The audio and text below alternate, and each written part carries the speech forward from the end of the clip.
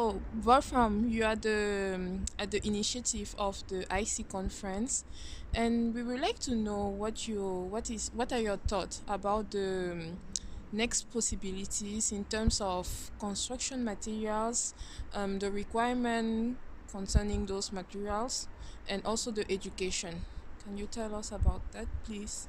Well, that's quite a comprehensive question, but we'll try to answer it in this way that I believe that today our research is pretty far advanced and we know a lot about materials. We know that civil engineering disciplines exploit approximately 70% of all the materials on Earth. So civil engineers have a high responsibility for what is going on related to our climate, related to urbanization, related to infrastructure development on this planet.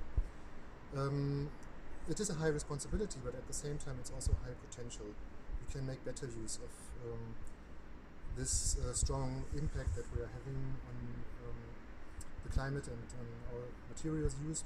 We have to just be more conscious. We have to be aware about materials, properties. We have to understand materials not only according to what the standards are giving us, but we have to think outside the box, or we have to dig deeper. We have to understand the fundamentals of materials from nanoscale up to the cubic meter scale. At the end of the day, we have to understand the chemistry, the physics, to really make conscious decisions as engineers and not to be just appliers of standards. I think this is required all over the world. And then again, we also have to consider that as engineers, we are part of this world and we are having a strong impact on this world. We build bridges, for example, to connect people, or we build walls to separate people. So both have a social impact. And we are building infrastructures, we are building underground structures, we are building urban structures, and this has an impact on how people communicate, how people live in the future, how value chains are being created, and how social interaction between different people works. So as civil engineers, we have to be aware of this responsibility.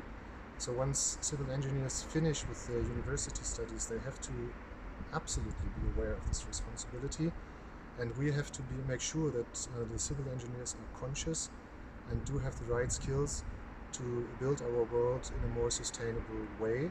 And that includes that we are not only looking at the structures, but we also have to look at the materials of which those structures are composed of. Okay,